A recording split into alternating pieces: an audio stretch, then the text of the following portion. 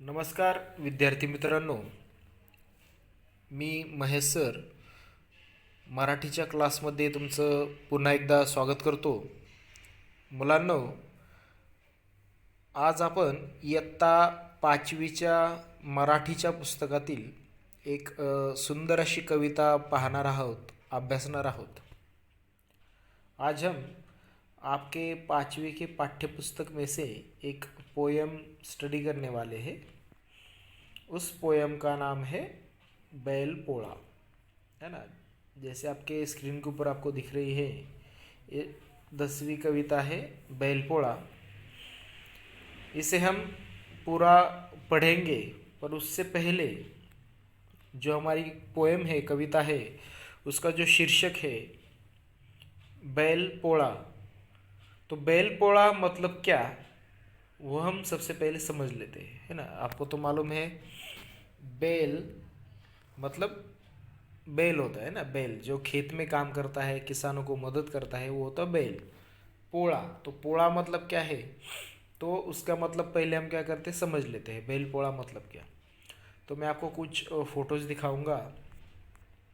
उस फोटो के सहारे बैल पोड़ा क्या है मैं आपको बताऊंगा. ओके. अभी आप महाराष्ट्र में रहते हो, तो महाराष्ट्र की जो संस्कृति है बहुत ही महान संस्कृति है, अच्छी संस्कृति है. मराठी महीने आपको मालूम होंगे, चैत्र, है ना, वैशाख, ज्येष्ठ, आषाढ़. तो उसमें एक श्रावण महीना भी आता है. महाराष्ट्र में जैसे ही श्रावण महीना स्टार्ट होता है, वैसे बहुत सारे त्यौहार शुरू होने लगते हैं ना. नागपंचमी से लेकर दिवाली तक आगे बहुत सारे त्यौहार होते हैं. एक महीने में इस एक सितंबर, अगस्त, सितंबर, अक्टूबर में बहुत सारे जो त्यौहार होते हैं, फेस्टिवल्स होते हैं, वो बहुत सारे होते हैं. तो अभी आपके स्क्रीन के ऊपर आपको दिख रहा है, जैसे कि यहाँ पे आपको दिख रहा है कि नागपंचमी है ना, रक्षाबंधन हुआ. अभी हमने हाल ही में अभी गोकुलाष्टमी एक ही है ना, दहीहंडी, आपने आप बोलते हो दहीहंडी, हमने मनाई अभी, है ना. तो अभी 6 तारीख को, इस 6 सितंबर को एक अनोखा सन है बैल पोड़ा. तो बैल पोड़ा क्या है, आपको तो मालूम है कि हमारा भारत देश एक कृषि प्रधान देश है ना.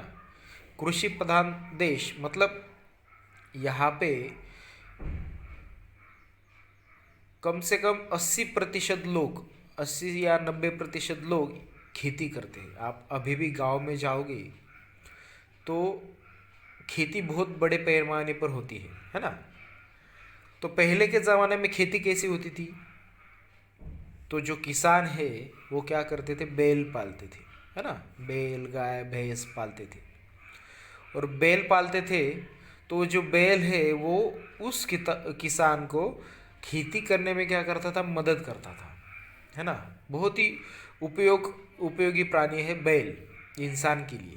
तो इंसान भी क्या करता था, उसका पूरा उपयोग करता था बैल का, और उससे पूरा खेती का काम करवा लेता था. अभी खेती का काम क्या क्या है मैं आपको डिटेल में नहीं बताऊंगा, आपको तो जनरल बोलूँगा मैं आपके साथ. तो वो खेती का काम कर लेता था. मतलब जो बैल है वो किसान का क्या हुआ, दोस्त हुआ, है ना.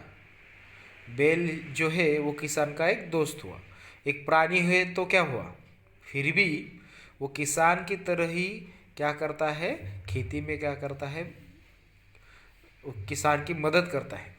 और किसान भी क्या करता है, उस बैल को अपने खुद का घर का एक सदस्य, अपने भाई जैसा, अपने दोस्त जैसा उसे रखता है ना. उसका ख्याल रखता है, उसे खाने के लिए देता है, उसको दवाई देता है ना. दवाई कुछ उसको लग गया तो उसको दवाई करता है, उसको उसका ख्याल रखते हैं. जैसे माँ बाप अपने बच्चों का ख्याल रखते हैं, वैसे ही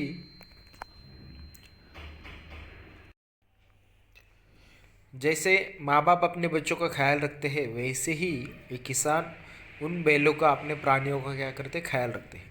आप जो गांव में जाते होंगे तो आपको दिखाई देता होगा कि बहुत सारे किसान हैं, उनके घर के सामने क्या है, बैल बांधे हुए होते हैं, है ना. और महाराष्ट्र में आप तो देखोगे, जब आप महाराष्ट्र के गांव घूमोगे तो आपको बहुत सारे किसानों के घर के सामने अभी भी आपको क्या दिखेंगे? बैल दिखेंगे। फिलहाल अभी तो टाइम बचाने के लिए, है ना, और काम कम हो इसलिए क्या कर रहे हैं अभी लोग? खेती का काम करने के लिए ट्रैक्टर का यूज़ कर रहे हैं ना, और बहुत सारे अभी आधुनिक यंत्र भी आ गए हैं। उसके सहारे क्या करते हैं अभी किसान लोग? आधुनिक खेती करते हैं। और पहले के ज़माने के जो किसान थे, अभी भी बहुत किसान जिनके पास पैसे नहीं है ट्रैक्टर लेने के लिए, वो क्या करते हैं? अभी भी बैलों के सहारे ही खेती करते हैं। आप गांव में जाओगे तो देखोगे। तो जो खेती प्रधान हमारा देश है, कृषि प्रधान हमारा जो देश है ना, हम जो खाते हैं पीते हैं वो कहाँ से आता है? सब खेती से ही आता है ना। तो ये जो बैल और किसान है वो दोस्त माने जाते हैं, और जो बैल है वो किसानों के बहुत ही काम आने वाला प्राणी है। ओके, तो साल में एक दिन उस बैल का शुक्रिया अदा करने के लिए, उसका आभार व्यक्त करने के लिए एक त्यौहार मनाया जाता है महाराष्ट्र में।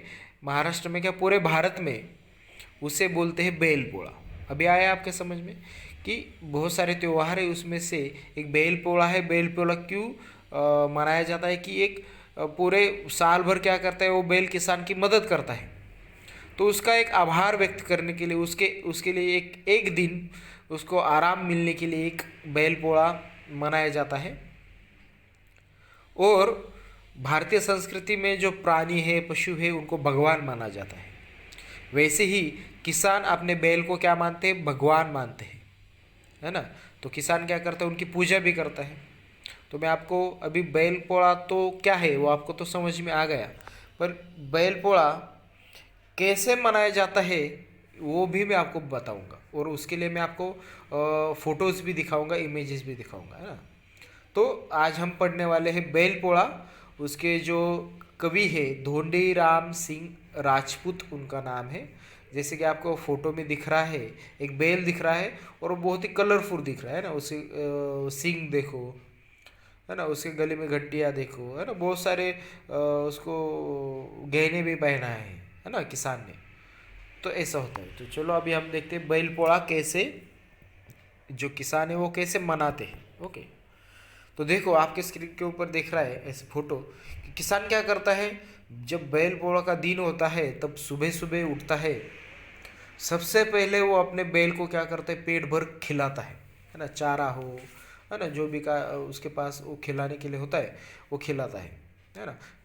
चारने के लिए लेके जाता है अपने खेत में, है ना। अभी आपको तो मालूम है बैल क्या खाते हैं?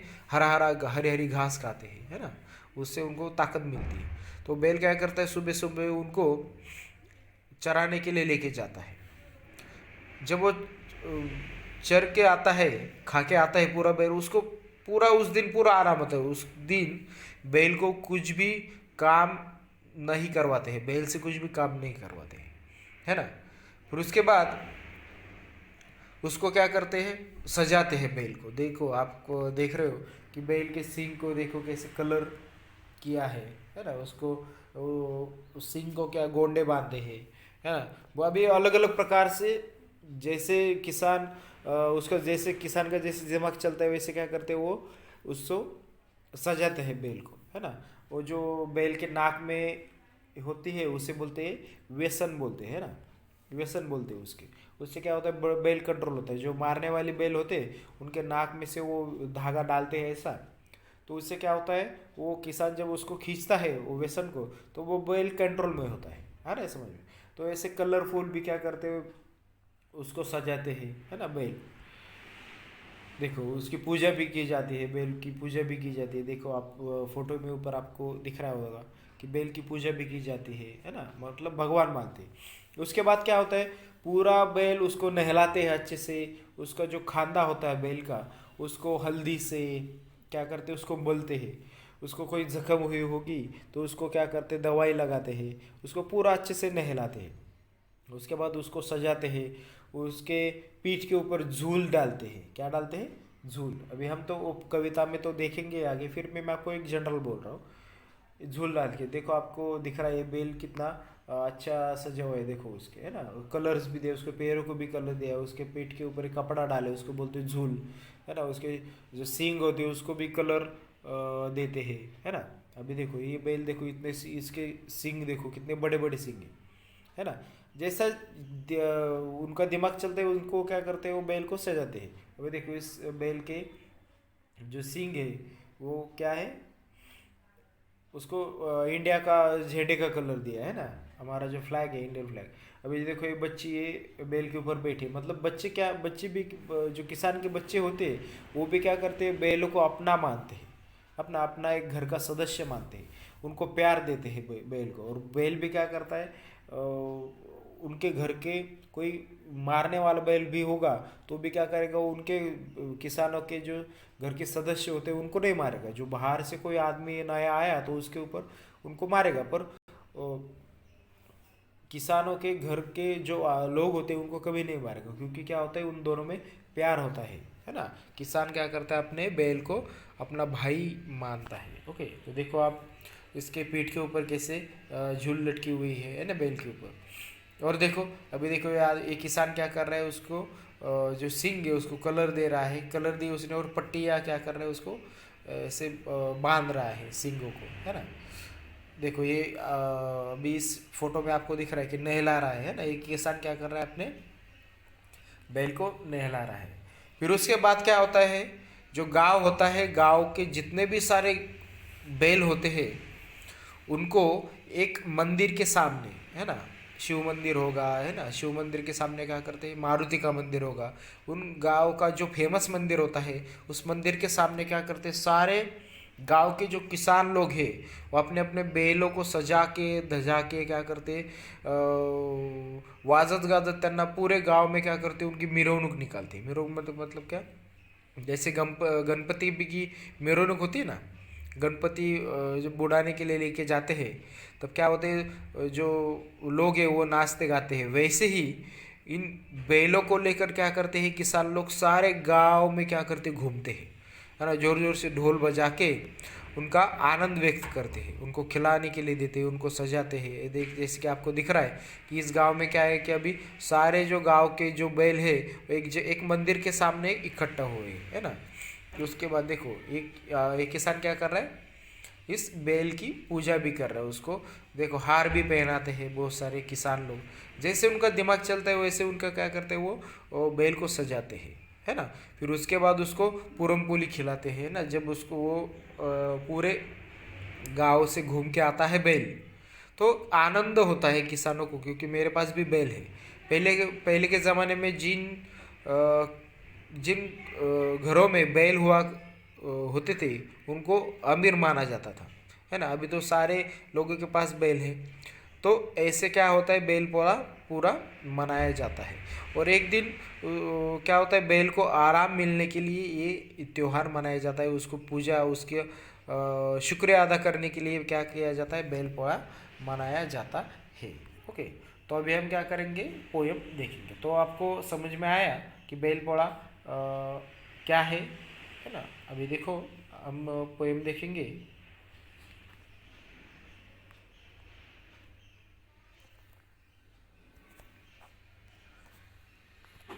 बैलपोड़ा, सबसे पहले हम क्या करेंगे, उसको प्रकट वाचन करेंगे ना। जो सबसे सारी जो पोएम है वो हम क्या करेंगे, सबसे पहले पढ़ेंगे प्रकट वाचन करके। सन बैलांचा आज पोळा, गोठ्यातील बैल न्हाऊ घाला, है ना। सन बैलांचा आज पोळा, गोठ्यातील बैल न्हाऊ घाला, मखमली झुली रंगीत शिंगे, कपाळी बांधली रेशमी बाशिंगे, है ना। मखमली झुली रंगीत शिंगे, कपाळी बांधली रेशमी बाशिंगे, ढवळ्या पावळ्या सजले धजले, गावभर बघा मिरवू लागले, है ना। ढवळ्या पावळ्या सजले धजले, गावभर बघा मिरवू लागले, आजच्या दिनी नाही कामधाम, पुरणपोळी खाऊन नुसता आराम। आजच्या दिनी नाही कामधाम, पुरणपोळी खाऊन नुसता आराम, है ना। अभी हमने पूरी कविता पढ़ ली, अभी क्या करेंगे, एक एक स्टांजा लेंगे और मैं आपको उसका मीनिंग भी समझाऊंगा। देखो, सन बैलांचा आज पोळा, गोठ्यातील बैल नाहू घाला, है ना। सन बैलांचा आज पोळा, आज क्या है, आज बैलों का त्योहार है। सन, सन मतलब त्योहार, है ना, उत्सव। सन बैलांचा आज पोळा, गोठ्यातील बैल न्हाऊ घाला, है ना। गोठा, गोठा मतलब क्या, जो बैल जहाँ पे रहते हैं, बैल का जो घर होता है उस घर को बोलते हैं गोठा। न्हाऊ घाला, न्हाऊ मतलब क्या, उनको क्या करना है, स्नान करवाना है, किसको, बैलों को। देखो अभी आप इस चित्र में देख रहे हो कि जो किसान है और उसकी जो पत्नी है, दोनों मिला के क्या कर रहे हैं, उनके बैलों को क्या कर रहे हैं, यहाँ पे धो रहे हैं, है ना। धो रहे मतलब उनको स्नान करवा रहे, आंघोळ, है ना, त्यांना आंघोळ घालतात। क्या शेतकरी काय करतोय, त्यांना आंघोळ घालतोय, हो की नाही। तर बैलपोळांचा आज बैल सा सन बैलांचा आज पोळा, गोठ्यातील बैल न्हाऊ घाला। तो सुबह सुबह क्या करते हैं, कैसे त्योहार मनाते हैं, वो यहाँ पे इस कविता में आपको बताया गया है। जैसे मैंने आपको बताया है, फिर से मैं आपको पूरा एक्सप्लेनेशन करता हूँ। सन बैलांचा आज पोळा, गोठ्यातील बैल न्हाऊ घाला। सुबह सुबह उठ के किसान क्या करता है, उनको नहलाता है, किसको, उन बैलों को नहलाता है ना। उसके बाद मखमली झुली रंगित शिंगे, कपाळी बांधली रेशीम बाशिंगे। मखमली झुली, मखमली झुली, अभी आप यहाँ पे देख सकते हो इस चित्र में, ये जो है, जो बैल के पीठ के ऊपर जो कपड़ा डाला जाता है ना, पीठ के ऊपर, कंधे के ऊपर जो कपड़ा डाला जाता है उसे बोलते हैं झूल, है ना। रंगे बिरंगी झूल होती है ना, चमकीली झूल होती है। अलग अलग प्रकार के बाजार में झूल मिलती है। झूल मतलब क्या, कपड़ा होता है, उसके ऊपर डिज़ाइन होती है पूरी, है ना, उसके चमकीले भी सारे डिज़ाइन होती है ना। और उससे क्या होता है, बैल अच्छा दिखता है ना। कपाळी बांधली, मखमली झुली रंगित शिंगे, रंगित शिंगे। अभी आप यहाँ पे देख सकते हो कि किसान ने क्या किया है, उस बैल का जो सिंग होता है उसको क्या किया, कलर दिया है। मैंने आपको अभी फोटोज दिखाए बहुत सारे, है ना। वो क्या करते हैं किसान लोग, उन बैलों के सिंग जो होते हैं अलग अलग प्रकार से क्या करते हैं, उनको कलर्स करते हैं ना। कपाड़ी बांधली रेशीम बाशिंगे, है ना, इसे बोलते हैं बाशिंग। ये जो कपाड़ होता है ना, बैल का जो कपाड़ होता है उसके ऊपर क्या करते हैं, कपड़े का ऐसे शीशे का या फिर कपड़े का, उसको छोटे छोटे शीशे लगे हुए होते हैं, ऐसे एक कपड़ा डालते हैं यहाँ पे, उसे बोलते हैं बाशिंग। इसे क्या बोलते हैं, बाशिंग, है ना। कपाड़ी बांधली रेशीम बाशिंग, ये देखो, ये अभी यहाँ पे आपको दिखेगा, ये जो कपाड़ है बैल का उससे बोलते हैं बाशिंग। मखमली झुली, तो झुली मतलब क्या आपको पता चला। उसके बाद कलर्स देते हैं सिंगों को। कपड़े बादली में रेशम बासिंगे, रेशम होता है, रेशम जो कीड़ा होता है ना, रेशम का धागा, उससे वो बासिंग क्या होता है, बनाते हैं, है ना। रेशम बासिंगे वो मतलब सजावट का सामान, झूल, कलर्स करते हैं। उसके बाद रेशम बासिंग डालते हैं, है ना, उसके पीठ के बासिंग डालते हैं कपाळ के ऊपर, है ना, बैल के। उसके बाद है ढवळ्या पावळ्या सजले धजले, ढवळ्या पावळ्या सजले धजले। ढवळ्या पावळ्या मतलब क्या, ये बैल के नाम है। अभी किसान क्या करते हैं, जैसे अपने बच्चों का नाम रखते हैं, वैसे ही उनके पास जो बैल होते हैं वो किसान क्या करते हैं, उनके नाम रखते हैं। कोई ढवळ्या पावळ्या बोलते हैं, कोई सर्जा राजा, है ना, सर्जा राजा मराठी में बोलते हैं, सर्जा राजा, ढवळ्या पावळ्या। अभी आपको तो मालूम है कि जो बैल होती है उनकी जोड़ी होती है, बैल जोड़ी बोलते हैं ना आप। एक बैल खेती में काम करता है, एक भी करता है, और दो दो बैल भी क्या करते हैं, एक साथ खेती में क्या करते हैं, मतलब उनका क्या होती है, जोड़ी होती है बैल की। ओके, तो किसान क्या करते हैं, उनके दोनों के भी नाम रखता है। ढवळ्या पावळ्या भी बोलते हैं, एक का नाम ढवळ्या, दूसरे का नाम पावळ्या, और एक का नाम सर्जा, दूसरे का नाम राजा, है ना, सर्जा राजा, ऐसे भी नाम रखते हैं। उनको जो मन में आए वे वो क्या करते हैं, उनका नामकरण करते हैं बैलों का, क्योंकि क्यों, वो अपना मानते हैं बैलों को, इसलिए। गावभर बघा मिरू लागले, मैंने आपको बताया पहले कि वो क्या करते हैं, उनको नहलाते हैं, उनको सजाते हैं, उसके बाद ढोल नगाड़े बजाकर पूरे गांव में क्या करते हैं, किसान अपने बैलों को लेकर, सजे हुए बैलों को लेकर एक चक्कर मारते हैं, है ना।